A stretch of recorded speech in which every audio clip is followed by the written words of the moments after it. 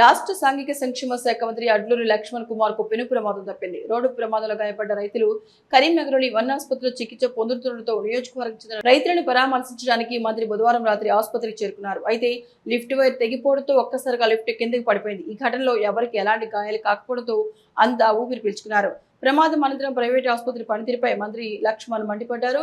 కనీస వైద్య సదుపాయాలు లేకున్నా అర్హత లేని వైద్యులతో ఆసుపత్రి నిర్వహిస్తున్నారని, కరీంనగర్లో మెడికల్ మాఫియా రాజ్యం ఏలుతోందని మండిపడ్డారు. మా మొక్కజొన్న రైతుకు తీవ్రమైనటువంటి యాక్సిడెంట్ మా గుల్లపల్లి అయితే చూస్తానికి వచ్చింది. ఈ వన్ హాస్పిటల్ కానీ కొన్ని ప్రైవేట్ హాస్పిటల్స్ ఉన్నాయి. ఊర్లలో ఆర్ఎంపీ డాక్టర్లతో సంబంధాలు పెట్టుకోవడం, తీసుకురావడం. పేషెంట్ని తీసుకొచ్చేయండి, మా మొక్కజొన్న రైతుని చూద్దామని వచ్చేవారు. ఈ లిఫ్ట్ ఎక్కిచ్చేయండి. లిఫ్ట్ అయిపోయింది. మా అదృష్టం మంచిగా నేను అప్పటికి ఆ లిఫ్ట్ ఎక్కిచ్చే బాబాని మరి అక్కడ స్టాఫ్ లిఫ్ట్ ఎక్కిస్తాను. ఎక్కిచ్చినప్పుడు కూడా సార్ లిఫ్ట్ ఎక్కవద్దు, బాగాలేదు అని చెప్పాలి కదా. ఫస్ట్ ఫ్లోర్ ఉన్నది, ఫస్ట్ ఫ్లోర్లో ఇప్పుడు ఎక్కిన ఫ్లోర్ పైకి సెకండ్ ఫ్లోర్ దాని మీద కిందికి వచ్చింది ఒకటేసారి ఆగిపోయింది. ఒకవేళ మేము ఫిఫ్త్ ఫ్లోర్లో ఉంటే మా పరిస్థితి. ఇప్పుడు ఈ ప్రైవేట్ హాస్పిటల్ రన్ చేసుకుంటా ఈ అరకొర యొక్క సౌకర్యాలతోని ఓన్లీ పేషెంట్లను అడ్మిషన్ చేయించుకోవాలి, బిల్స్ తీసుకోవాలనే ఒక దృక్పథం తప్ప పేషెంట్ కేరింగ్ విషయంలో కానీ హాస్పిటల్ సంబంధించిన సెక్యూరిటీ విషయంలో కానీ ఏమైనా వాళ్ళకి ఖయాలు ఉన్నదా?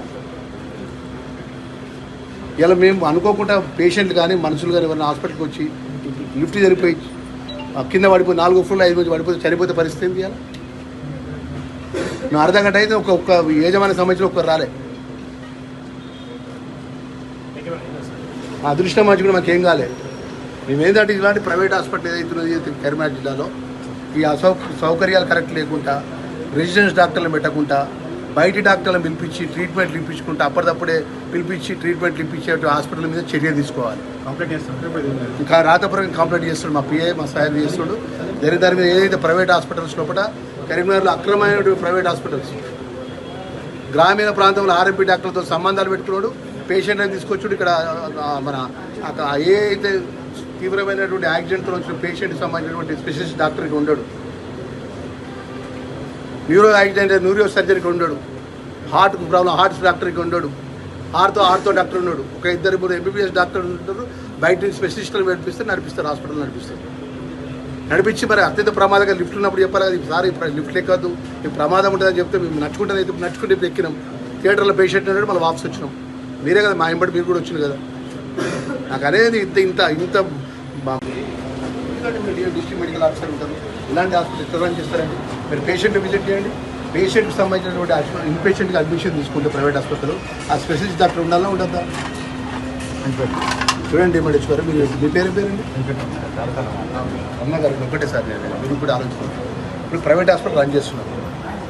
ఎంతమంది అయితే పేషెంట్లు అయితే ఇన్పేషెంట్కి తీసుకున్నారో ఆ ఇన్పేషెంట్ తీసుకున్న doctor specialist doctor resident doctor ఉండాలా ఉండద్దా? వారి పర్యవేక్షణ ఉండాలా ఉండద్దా? మా ఊర్లో ఆర్ఎంపీ డాక్టర్తో సంబంధాలు పెట్టుకుంటారు. మా గొల్లపల్లిలో ఒక రైతుకు లారీ ఎక్కిస్తే మొక్కజొన్న రైతు తీవ్రమైన ఇబ్బందుల పాలు ఉన్నాడంటే సీరియస్ కండిషన్ చూడడానికి వచ్చిన లిఫ్ట్ ఎక్కించినప్పుడు ఎవరైతే ఉన్నాడో ఆ ఎంప్లాయీ లిఫ్ట్ ఎక్కించాడు. ఎక్కించినప్పుడు సార్ మీరు లిఫ్ట్ ఎక్కదు సార్, ఇది ప్రమాదకరంగా ఉన్నటువంటి వార్న్ చేయాలి కదా.